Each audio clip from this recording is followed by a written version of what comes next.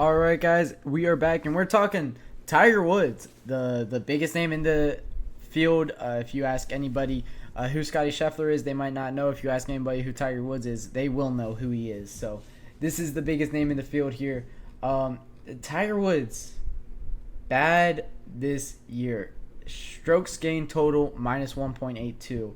Strokes gained tee to green, minus 1.1. Strokes gained approach to green, minus 1. Strokes gained around the green, minus 0.75. Putting, minus 0.638. Longest drive was 332. His average driving distance, 290. That's about 20 less than tour average. Left rough tendency, 15%. That's about 7% over tour average. Right rough tendency, 22%. That's about 15% above tour average. Yeah, so he hasn't been playing great golf this year. He played in the Genesis, had to withdraw from that after round 1, shooting 1 over. He played in the Masters tournament. That was a very, very difficult watch. Finished 199 in the Masters. Sorry. He finished 60th at the Masters. 73, 72, 82, 77. Finished 16 over there at Augusta National. But hey, you get 4 rounds at Augusta. Why not go out and play it? It's been bad this season for Tiger. He hasn't been good. What's the problem? Where can he improve? And can he win a tournament? First off, this is Tiger Woods. He is probably the best mind when it comes to anybody that's playing on any course. He has gone through so many reps on every course here. He's the seasoned veteran. He is the best golfer of all time. So whenever he plays, you always think that he can win. And the words that he always says in any press conference, if you want to listen to any press conference from Tiger Woods, it's always, yeah, if I don't think that I'm going to play, I'm not, or if I don't think I'm going to win, then I'm not going to play a tournament. There's no point in coming out here. I've played golf for so much of my life. I'm not just going to come out here to play for fun. It's kind of his sentiment. He's always about, hey, this is business. Hey, I'm trying to win. Hey, I know I can win. Hey, I'm the best golfer of all time. Hey, I still know that I can be the best golfer of all time. But the question for us, for the guys that got to read in between the lines, is he still able to, really, even though he says that he is? No. He is not driving the ball well. He's missing a lot of fairways. I just said he's about 65% on his fairways hit, which is very bad. I believe tour average is around 75, 77, somewhere around there. So you get the point. He's missing a lot more fairways than anybody else. His putting has not been great. He's averaging around 1.8 or 1.7 putts per green, which is not good. So he needs to play better in all aspects. But today we saw some good from him. He finished tied for 84th at 1 over, so that wasn't great. But he battled the entire way, and that's kind of what I like to see from Tiger, is he was able to put together a 72, which, you know, a couple years ago at Valhalla would have been par. But yeah, bogeys his second hole. He then birdies to get back to even. Bogeys his sixth hole, and then birdie. He was at 1 under until he goes to 8 and 9, which are very difficult holes, and he bogeys to finish 1 over. He said that he was very frustrated after he said that it was inconsistent his first round. He doesn't like seeing bogeys on his card, right? He's always been this way. He hates getting a bogey.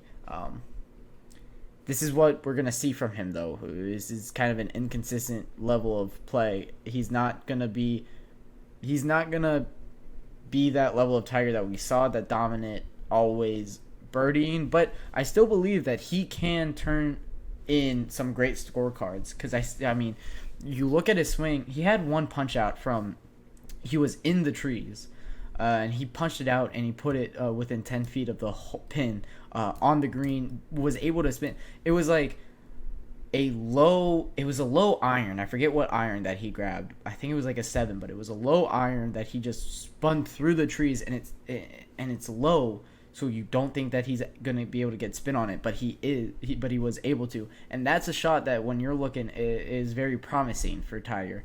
That's one of those that you look at. This could possibly be. This could be the start of a little bit something here with him. Of course, whenever he's playing golf, he is injured. He's always going to be hurt in some aspect. It's just he's old. His body has been through so much. So yeah, he's always going to be hurt. And that's and that's the hard reality for Tiger here. Whenever he tees the ball off, he said, I believe it was a couple years ago, whenever I tee the ball off, yeah, I'm in pain. It hurts. Every single time I swing, it hurts. But for him, what makes him so special is he was able to, back in his heyday, have very great accuracy, along with how great his shot was, how far it went, and how powerful his spin was on everything he put on, was how accurate he always was. That's what he could get back to. If he takes like 10 yards off of everything, but it means that he gets to be able to be very, very accurate, I think that's a trade-off that he has to start looking at and try to start having. He was good today when it came to he was good when he was able to hit a fairway today. He wasn't able to do it consistently, and that was his problem. It's going to be interesting to see if he can do it consistently because, this is Tiger Woods here. Of course, he's not going to be able to drive the ball as well as he always wants to. But if he can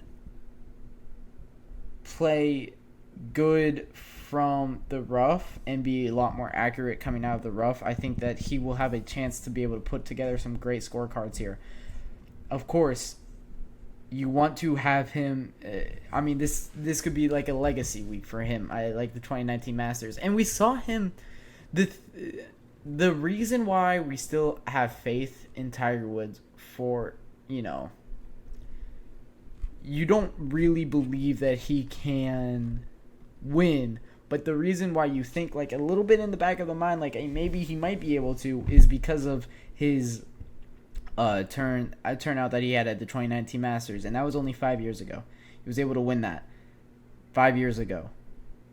It's possible he's shown that he can win a golf tournament. He can put together 4 good rounds of golf, and I think he is within the list of people that aren't out of this yet. I mean, he could if he goes 3 under, he makes the cut here tomorrow. That's doable for Tiger. First off, he's going to look back at this round and really believe that if I didn't bogey 9, I'm putting in a even par and I'm in the top 65 and I'm 9 strokes back of the lead, but hey, I have 3 more days and I could chip down at that, and Xander Schauffele isn't going to be able to go 62, 62, 62, 62, right? So he knows that in himself that he could turn in some good cards. This guy plays golf for a living. He always does. So, he's going out and he knows what he's able to do, and he knows he's able to play well. And there's always stories during his practice rounds that he's playing really well, and he's shooting the ball really well, and he's placing it where he wants it. So he's going to need to continue to do that. It's going to be interesting to see. Of course, this is Tiger Woods here. This is the greatest golfer of all time. So we always have to have this conversation of, hey, can you win this? For him, this one, it doesn't look like he can. I think this golf course doesn't help him out very much. This is too long of a course. This course is made for Rory McIlroy, or this course is made for Xander Schauffele with the amazing iron play that Xander has, or Scottie Scheffler with the amazing all aspects of his game. I don't think it's made for a guy like Tiger, who is more accurate than he is strong. at this point in his golf career. So for Tiger, it's a little bit disappointing for him, of course, but this isn't the one that he needs to be looking at. He needs to be looking at like one of those U.S. Opens, the ones that I don't know what course the U.S. Open is at this year. I haven't been able to take a look that far ahead, but that is always more of a scenic course that has difficult hazards in it, and I think that course would favor Tiger over this is the second longest golf course on the tour here, par adjusted. So it's too much of a mountain for Tiger here. I don't believe he will win it this time, but I think that he has juice in the tank. I think I would be shocked if he doesn't get another win on tour for the rest of his career with how he with the level of play that he always holds himself to. Father Time might have finally got him, but that 2019 Masters win gives me confidence in this guy. I still believe in Tiger. I still want him to win every time he plays golf. And this might be a little bit of bias because I didn't get to watch when he was the greatest golfer in the world, Tiger Woods. But I want to see that again, right? So I hope that he can. I think that he can. Will he? He won't win this one, but will he win one in the future? I hope, but I don't know if he really can. But whenever he tees off in any golf course, we have to take. It's worth taking a little bit talking about him because the biggest name in golf of all time, of course, is Tiger Woods. So that'll wrap it up for our third segment. When I get back, we will be talking about the history of Valhalla and what this course has looked like, historically.